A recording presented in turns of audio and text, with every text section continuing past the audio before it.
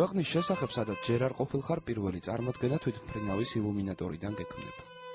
ოშიშვლებული ოქროსფერი მიწა ზემოდან უსიცოცხლო მოსჩანს. პირველად შეიძლება გაიფიქრო, რომ ამ ქვეყანაში ცხოვრება შეწყდა.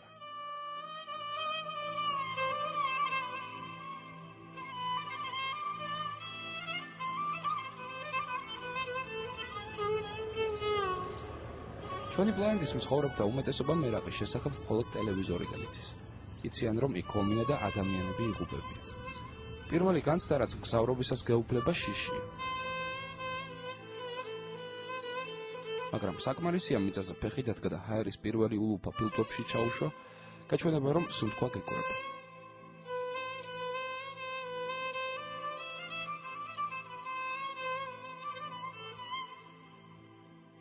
ჰაერი ცხელია და ქვიშის მტვრით გაჯერებული. ამიტომ ერახში ჩასვლისთანავე სიცხესთან ბრძოლას იწყებ.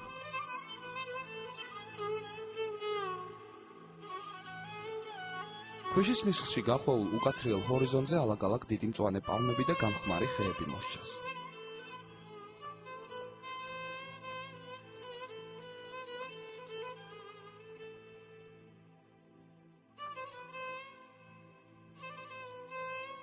ერახში გაზაფხულობით შედარებით გრილა. ჰაერის ტემპერატურა მაისში 45 გრადუსს არ აჯანყებს. დამსხდარ მიწაზე ბრძოლის კვალი ყოველ ფეხის ნაბიჯზე შეიმჩნევა, რადგან ირგვლივ ბომბების ნარჩენები ყრია.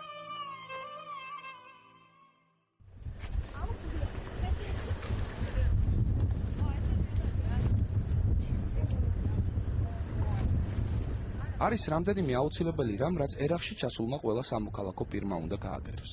ჩაიცვას ტყვია გაუმტარი ჟილეტი და თავზე ჩაფხუტი დაიხუროს. თავიდან ეს მოგწონს, მაგრამ 20 წუთის შემდეგ, როცა სიმძიმეს შეუჩვეველი კუნთები ამ აუცილებელ სამხედრო აღჭურვილობას ვეღარ უძლებს, ერთი სული გაქვს კარავში შეხვიდე და ყველაფერი საწოლის თავზე ჩამოგიდო. უსაფრთხოების ინსტრუქტაჟში კიდევ რამდენიმე წესი შედის. არ შეიძლება უცნობ პირთან გამოლაპარაკება, მარტო სიარული და შენი გადაადგილების მარშრუტის შესახებ საქმის კურსში უნდა იყოს ზემდგომი პირი. ეს ყველაფერი ბაზის ტერიტორიაზე ხდება, რომელიც თითქოს ყველა მოულოდნელობისაგან არის დაცული.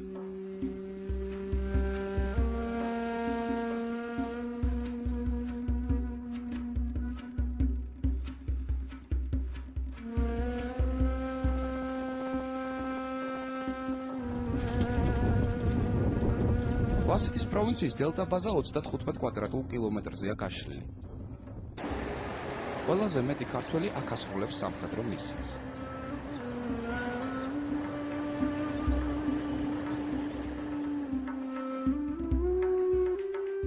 მთელ ტერიტორიას ჰაერიდან დირიჟაბლი აკონტროლებს და ნებისმიერი ადამიანის გადაადგილება დელტა ბაზის შიდა თუ გარე პერიმეტრზე ვიდეო თვალს მიღმა არ რჩება.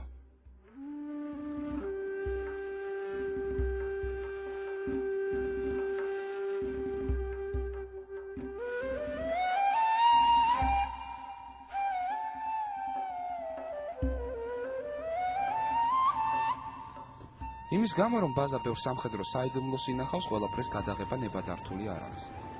ქართულ ტელეკამერას რამდენიმე კადრი რომ გადაიღო, ამერიკელებთან შეთანხმდა და გადასახები ობიექტების სია წინასწარ გაიძერა.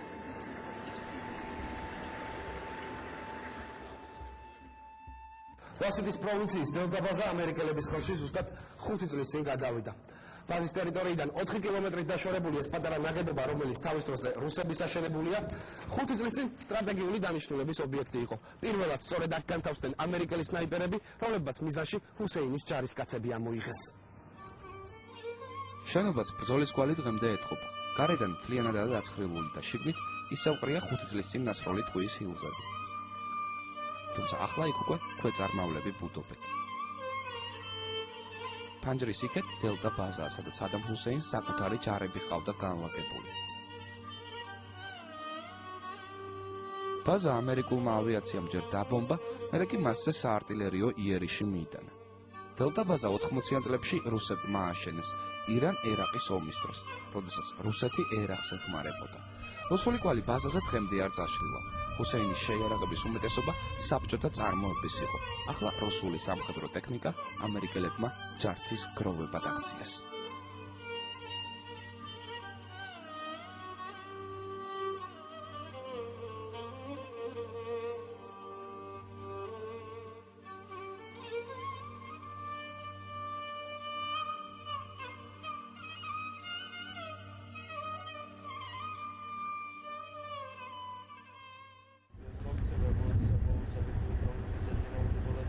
ქართველებისთვის დელტა ბაზაზე სიმშვიდე მაშინ ირღვევა, როცა მამა ისააკი ნაკურთხი წყლით ხელში ეკლესიიდან გარეთ გამოდის და მგზავრობის მსურველთათვის ლოცვის კითხვას იწყებს. ეს იმას ნიშნავს, რომ ქართველმა სამხედროებმა ბაზის ტერიტორია უნდა დატოვონ და ქალაქში ან ბაზიდან დაშორებულ ჩეკპოინტებზე უნდა გავიდნენ. ნაკურთხი წყლის წვეთები ყველა სამხედროს და იმ მანქანას ებკურება, რომლითაც უნდა გადაადგილდნენ.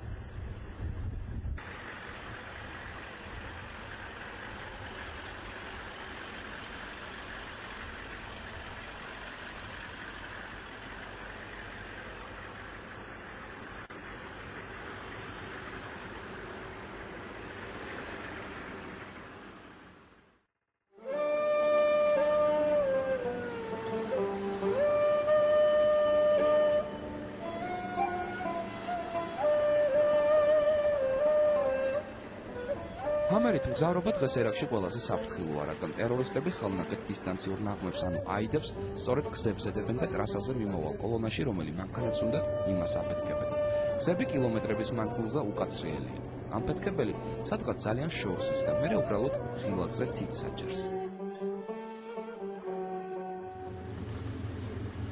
გასასვლელი გზის მარშრუტი და სისუფთავე წინასწარ მოწმდება, ვიდრე კოლონა ბაზის ტერიტორიას დატოვებს, თუმცა შემთხვევები მაინც ხდება. მიუხედავად იმისა, რომ ჰამერი ბრონირებულია, ნაღმის ნამსხვრევები მანქანაში მაინც ახსოვს. კონვოის გადაადგილება სატელიტური ანტენებით მოწმდება. მოძრაობისას ყველა მანქანა ერთმანეთს უკავშირდება, განსაზღვრული სიჩქარით და ერთმანეთთან წინასწარ დადგენილი დისტანციით დადიან.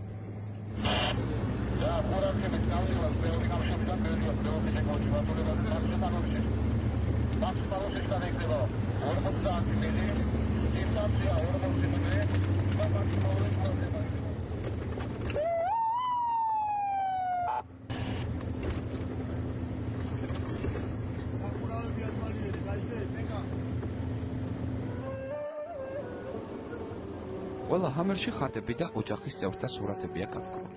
ასე მათ ღმერთი და ოჯახი იცავთ.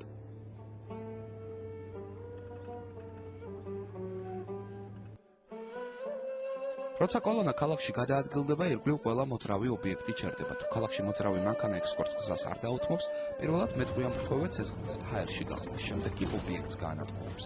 ეს კოალიციური ძალების დადგენილი წესია, რომელსაც ერაყში ყველა ემორჩილება. სწრაფად მოძრავი ჰამერის ფანჯრიდან ცდილობ ყველაფერს დააკვირდო, განსაკუთრებით გზაში შემფოთრი ხალხის ემოციებს. ჰამერის ხმაზე ქუჩაში ყველა ერაყელი ბავშვი გამოდის იმ იმედით, რომ მანქანიდან სამხედროების მიერ გადაგდებული წყლით სავსე პლასმასის ბოთლები შეხვდათ.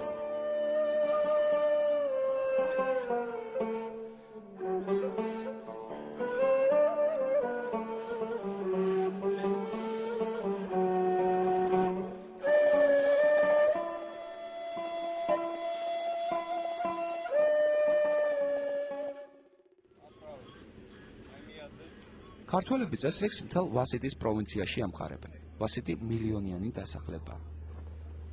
კოლონა მეოთხე საპატრულო ბაზასთან შეჩერდა. ჩვენი ყურადღება კედელზე ერთმა სიფრიფანა ფურცელმა მიიქცია. მინი ზოოპარკის შექმნის იდეა საქართველოდან ერაყში წაყვანილმა ვარიამ წარმოშვა. მერე გადახურულ სივრცეში, სადაც ხორბალი და ქერი უხვად იყო, ადგილობრივი იხვები, ციცრები და მტრედები მოფრინდნენ. ახლა აქ ფრინველები სწრაფად მრავლდებიან.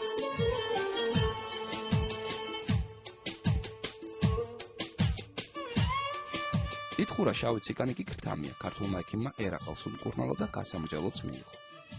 თავიდან ყავდა ერთი პატარა ქათანი, რომელიც საქართველოსთან წამოვიყვანა ასეულმა. აქედან წამოვიდა ეს იდეა, რომ რაღაცა შინაური სამყარო შეგვექმნა და ზოგს კედელობდი ზოგს, აი ამოტყოფები ბავშვები მოყავდა დამწვრები, ისინი ადგილობრივი მოსახლეობა და ჩუქნიდნენ. უმკურნალეთ. კი, უმკურნალეთ. ახლა კვერცხები დადეს, როგორც ხედავთ, იხვიზის, ინდაური, მეორე ინდაური, ეს ტრაც კვერცხები აქვს თავის კვერცხებზე. ანუ ახალი კვერცხები ყოველდღიურად გაქვს. არა, კვერცხს არ ავჭამთ. და ბატის თავის კვერცხებზე. გვაინტერესებს რომ გამოვიჩეკო. და ნახოთ რა გამოვა.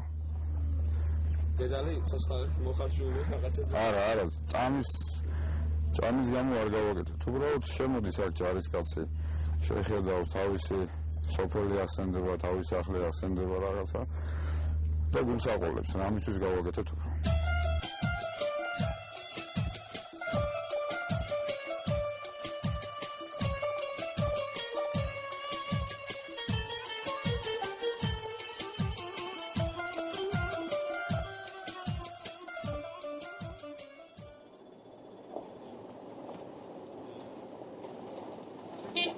ტერორისტს ვერც ასაკით ამოიცნობ, ვერც სქესით და ვერც სახეს გამომეტყველებით.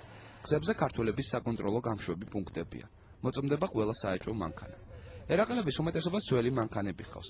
მანქანის საღებავს მზის მსხუნვარება ისე ახუნებს, რომ თავდაპირველი ფერი რადიკალურად იცვლება. ცხრეკად ადგენილი წესის მიხედვით ხდება, რომელსაც თარჯიმანი ესწრება. სახემას აუცილებლად დამალული აქვს, რადგან ის ადგილობრივი მცხოვრებია, რომელმაც არაბულთან ერთად რუსული ენაც იცის.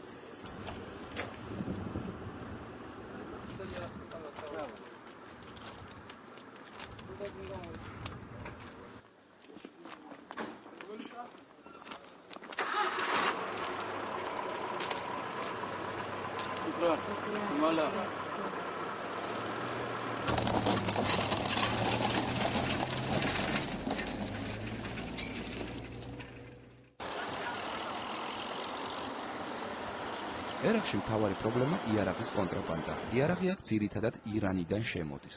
ირან ერაყის საზღვართანაც ქართველი სამხედროებით განან. ნებისმიერი პირი, ვინც საზღვარსკვლად საგულდაგულოდ მოწმდება. ერაყში ირანელები უფრო მხნედ და შეძლებულად გამოიყურებიან.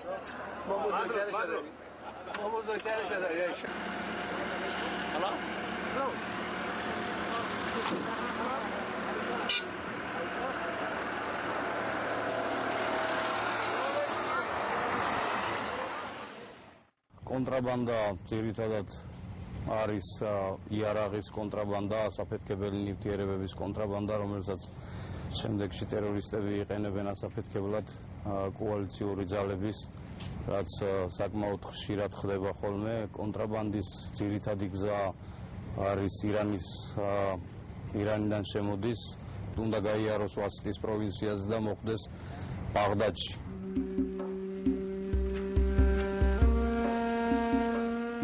ერაყში ყოფნის პირველი დღე დასრულდა. საღამოს ჰაერის ტემპერატურა 5-7 გრადუსით დაბლა იცევს და სუნთქვაც ადვილდება. დელტა ბაზაზე ღამით გართობის დრო იწყება. ქვიშის სტომრებით შემოღობილ სტადიონზე ქართველების გუნდი უგანდელებს ეთამაშება.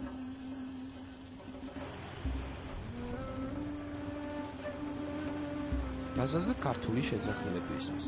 უგანდელებისაც უბრალოდ მათ შინაარს ჩვენ ვერ ვიგებთ.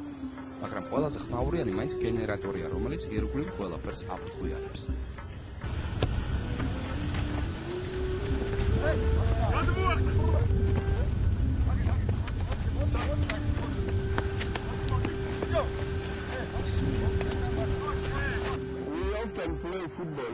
ფეხბურთს ხშირად თამაშობ. ალბათ ქართველები ვიდრე აქ ჩამოვიდოდნენ, სულ ფეხბურთს თამაშობდნენ.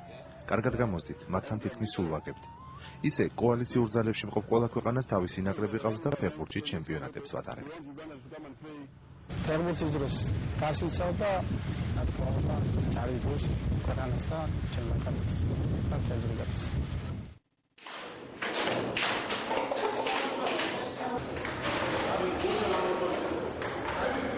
ფეხბურთი ერთადერთი გასართობი არ არის. ბაზაზე დიდი ცენტრია, რომელიც 48 საათის მანძილზე ყველა სამხედროსათვის ღია. აქ ყველა სახის სამაგიდო თამაშებია.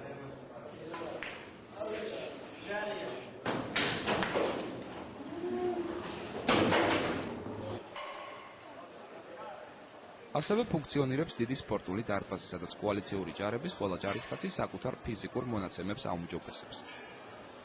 მაგრამ გუნდები მერე მაინც სამხედრო ფორმის ქვეშ იმალებენ. რაც ამგვარ დიდი ბიცეპსები და ტრიცეპსები გქონდეს, ამ ქვეყანაში თავდაცვის ერთადერთი საშუალება იარაღია.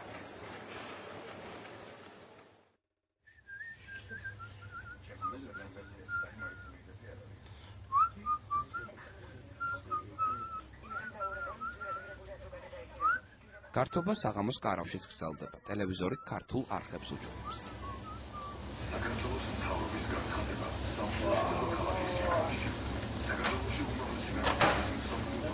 მაგრამ კარავში უფრო ქართულად ერთობიან ბანკოთი და დომინოთი.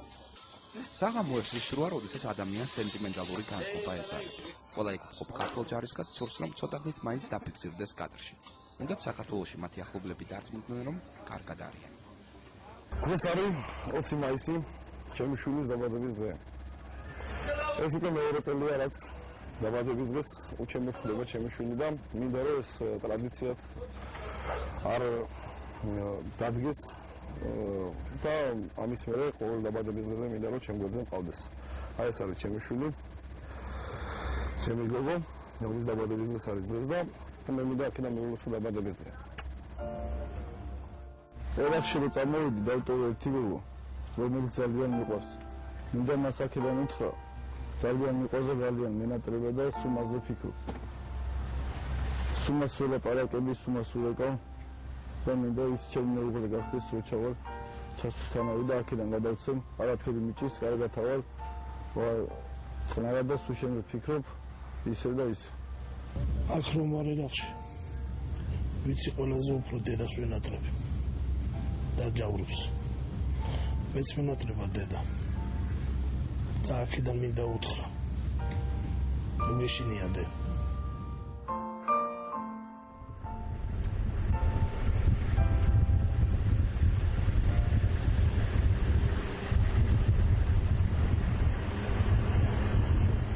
საღამოობით განტვირთვას მხოლოდ მორიგეები ვერ ახერხებენ. ისინი ღამის განმავლობაში ბაზის მთელ პერიმეტრზე პატრულირებენ. როგორც წესი, შინა განაწესს ხამხამობით მხოლოდ ტურები და კურდღლები არ ღვევენ.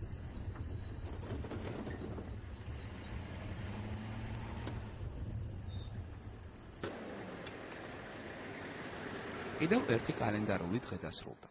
ახალი დღისა და ახალი სამხედრო ამოცანებისათვის დილით ყველა მზად უნდა იყოს.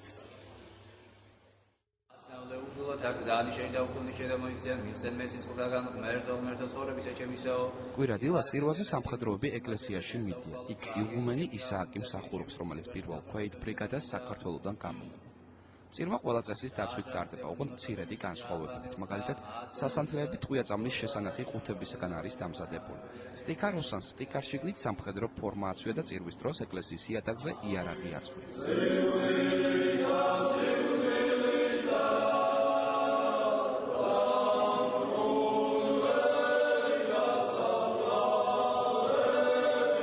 თავის დროზე ეკლესიისათვის გამოყოფილი შენობა დელტა ბაზაზე ალბათ სხვა ფუნქციას ასრულებდა. ის ბეტონის ფილებისგანაა აშენებული და სარკმლები ქვიშის სტომრებით აქვს დაფარული.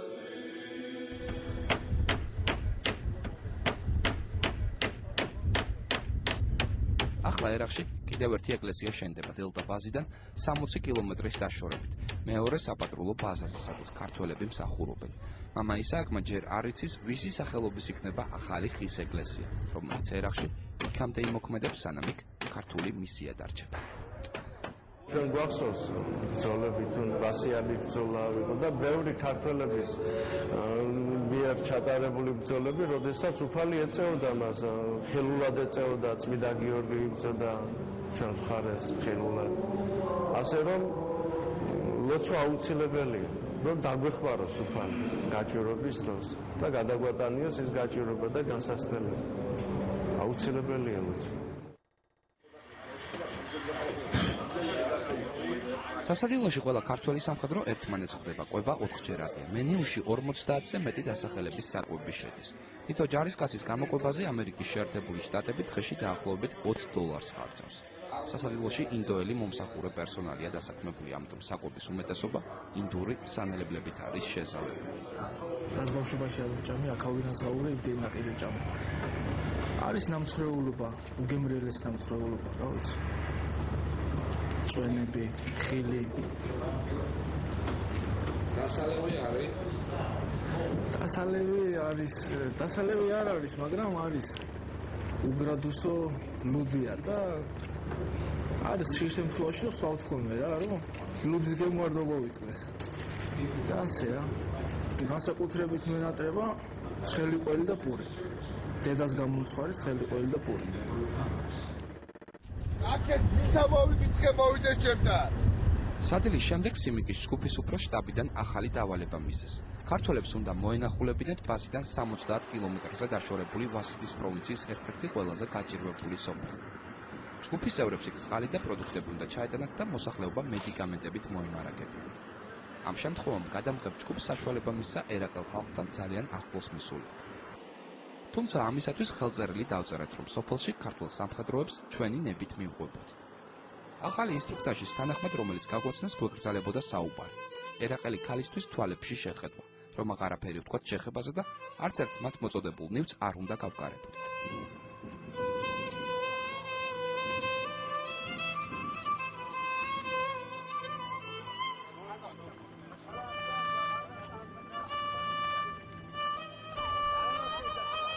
ჰამერების გამოჩენაზე მთელი სოფელი განურჩევლად ასაკისა სოფლის ცენტრში შეიკრიბა. ჯგუფს მოქმედებისათვის მხოლოდ 20 წუთი ჰქონდა განსაზღვრული, ამიტომ 20 წუთში ყველაფრის გადაღება უნდა მოგვესწრო. ჰუმანიტარული ტვირთის დარიგების დროს ბავშვები მანქანასთან ორმწყრივად განლაგდნენ, გოგონები ცალკე, ბიჭები ცალკე. მოთხოვნის თანახმად ისინი აუცილებლად ჩაცუცქულები უნდა ყოფილიყვნენ, რომ მათი კონტროლი არ გაწნერებულიყო.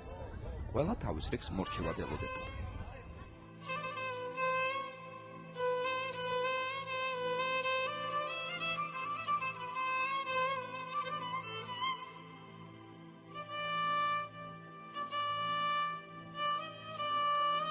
ტელეკამერის ობიექტური სრული სიმძაფრით ვერ გადმოსცემს იმ რეალობას, რაც დღეს ერაყში ხდება. შიმშილი, უწყლობა, ავადმყოფობა და ომი.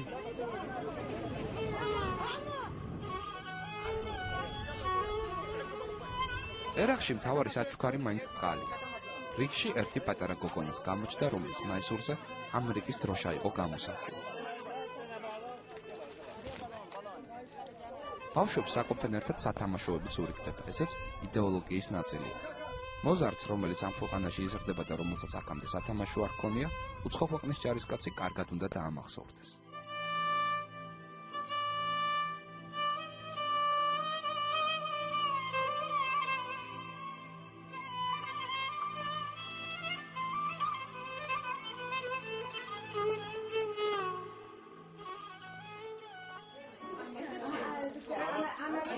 საკვების დარიგების პარალელურად სოფლის შეიხის სახლში სამედიცინო შემოწმება მიმდინარეობდა.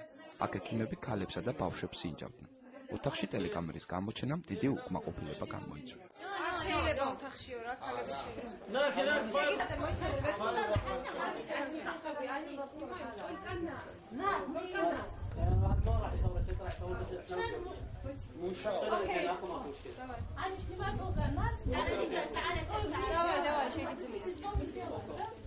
მაგრამ იმის შეშით, რომ ექიმები არ განაწყენებულიყვნენ, გადაღების ნებართვა მაინც მიუწეს.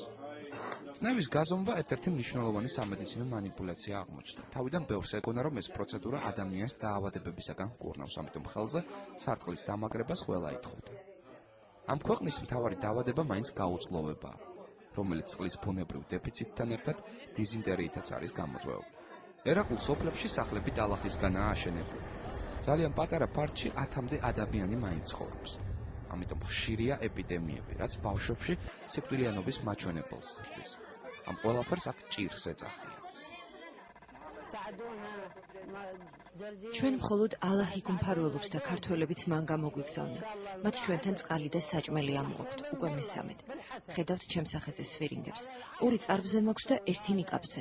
ეს იმას ნიშნავს, რომ ეს 3 შვილი მომიკვდა, 3-ვე ჭირით. თქვენ წარმოიდგინეთ, ამ სიცხეში დღეში მხოლოდ 1 ჭიქა წყლის დალევის უფლება მაქვს. თუ ძალიან გაგვიჭირდა, სოფლის განაპირა ჭაობია და იმ წყალს სვამთ. ოღონდ ვადუღებთ და ისე. ჩვენი ცხოვრებიც იმ ჭაობიდან სვამენ. ჭირის გარდა ბავშვები აქ დიდების შურისძიების მთავარი ობიექტებიც არიან. პატარა ბავშვები მოყავთ ძალიან ხშირად პირველი ხარისხის, მეორე ხარისხის დამწყობები. ეს ხდება ბუღარე წყლით. მრავალწლიანობაა ოჯახში, ყავთ ბევრი ცოლი და ერთმანეთს რო ვერ ურიგდებიან ეს ცოლები, ზოვენ ერთმანეთს ბავშვებს. ამ სოფლის შეიხი ბასიმ აბედია, რომლის ოჯახიც რამდენიმე წლის წინ ტერორისტების თავდასხმის მსხვერპლი გახდა. სოფელში, რომელშიც თავს ძირითადად მეცხოველეობით ირჩენენ, ასრს ყველა მას ეკითხება. შეიხი არც ისე მდიდარია, როგორც ამ ტიტულის მქონე კაცს ეკადრება, მაგრამ ამ სოფელში მას ყველაზე დიდი სახლი აქვს.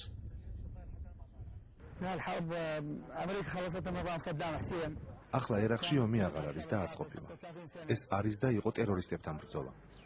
ჰუსეინი დიქტატორი იყო და ის ალაჰმა საკათრისად დასაჯა. რამდენიმე წლის წინ ჩვენი სოფელი მისმა ხალხმა დაბომბა. პირადად ჩემი სახლი.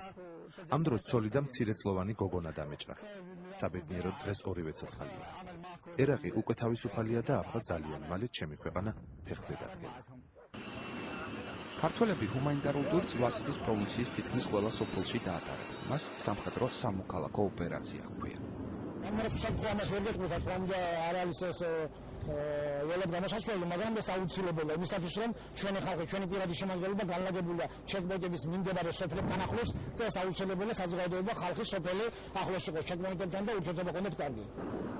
კოალიციურ ძალებს ყველა სოფელში თავიანთი ინფორმატორები ჰყავთ, რომლებსაც ფულს უხდიან და ისინი სამოცლოდ ამერიკელებს ტერორისტების შესახებ ინფორმაციას აწვდიან, მაგრამ ამ ქვეყანაში ბევრი ცხოვრობს ისეთი, ვისაც ამერიკელები ეზიზღება. არ ვიცი რამდენად კარგი გამოთქმა მოხს არაბულად, მაგრამ ეს წინადადება ქართულად სიტყვასიტყვით ზუსტად ასე ითარგმნება. სიკვდილი კოალიციურ ძალებს. მათთვის ვინც არაბული არის ის წარწერა ინგლისურადაცაა დატოვებული. დახოცეთ გამოგზავნილი ზანგები. ასეთ წარწერებს ხანდაზმულობა არ გააჩნიათ. ახალ-ახალი წყევლა მიტოვებული შენობების კედლებზე ყოველდღე ჩნდება. ჩემს უკან ქალაქი ალკუტია, ერაყის წითელი ზონა.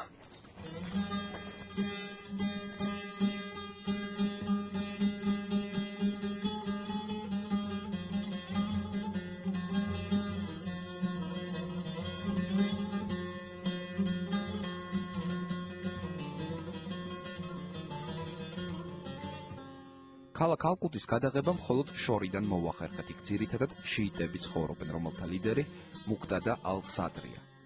სწორედ მისი მითითებით აქტიურდებიან ვასიტის პროვინციაში ტერორისტები. ტერაქტები ერაყში სეზონური ხასიათისაა, მაშინ როდესაც რელიგიური დღესასწაულებია და ლიდერები სხვადასხვა პოლიტიკური გადაწყვეტილებების გამონაწყენდებიან. არის მომენტები, როდესაც ყველაფერს ვერ გაითვალისწინებ, მოწინააღმდეგე ავითარებს თავის ტექნოლოგიებს, აქედან გამომდინარე ძნელია ყველა პირობის გათვალისწინება, ამიტომ შესაძლებელი არის თავდასხმა ის მოხდეს ისეთ შემთხვევაში, როდესაც მას არ ელოდები. თბილისში მეორე დღეს გამთენიისას დილის 7 საათზე მოვფრინავდით. წინა დღით საღამოს ბაზაზე ერთი კაცი გაგვაცნეს, რომელმაც დამტვრეული რუსულით გვითხარ, რომ მას ქართულად გივი ერქვა და გვარად ხოხაშვილი იყო. რუსული ენა ოდესაში ჰქონდა ნასწავლი. მისი მონაყოლიდან შევიტყვეთ, რომ მე-17 საუკუნეში მისი დიდი ბაბუის, ალბათ დიდი ბაბუა, 12 წლის ასაკში საქართველოდან თურქებს მოუტაცია და ტყვედ გაუღვიდნენ. მერე ეს ბაბუა მამელუქი გამხდარა და მისთვის იბრაჰიმი დაორქმევია. გივი ახლა მხოლოდ ისიც ის, რომ გვარად ხოხაშვილია. მისი წინაპრები ცხოვრობდნენ საქართველოში, სადღაც ზღვასთან ახლოს. ქალს კი, რომლისთვისაც შვილი წაორთმევიათ, ზეხარქმევია. Я родился здесь. Я люблю грузин.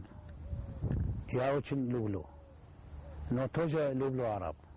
Это правда. Я не хочу говорить, потому что здесь родился, здесь работал, здесь женился, строить дом большой, машина. Но мою кровь люблю очень много. Мою кровь это. Если ты сейчас крови взят, это грузин точно 100%. Он работал сначала Давид Паша. Сначала работал იმ იმედით, რომ სადმე ქართულ ხოხაშულს იპოვის, ამ ისტორიას ჯარისკაცებთან ხშირად ყვება და ჯერჯერობით უშედეგოდ. Грузии. Они взяли все только сыны. Девушки они не взяли, только сыны. Потому что они хотят армии. Они хотят армии. Они знают, что Грузия очень храбрые люди. Когда будет война, они воевать до конца. Поэтому они взяли все 10 лет, 9 лет, 12. У нас есть хороший художественный фильм на это старое время, когда украли два мальчика, Боча и Хвича, продали на Египте, одного в Европу продали, а второго египтяне взяли. И потом они воевали и встретились друг к другу. А это фильм я не видел. И я не читал истории за мамлуки. Фильм не видел. Когда я домой пойду сейчас, я этого фильма возьму и подарю. Можно мне подарить? Да, подарю. Большое спасибо. Диди Мадло. Диди Мадло. თბილისში მეორე დღეს დილის 7 საათზე გამოვფრინდით. ნათქვამია, სხვა ქვეყნიდან არაფრის წამოღება არ ყოფს შტაბ-ჭდილებების გარდა.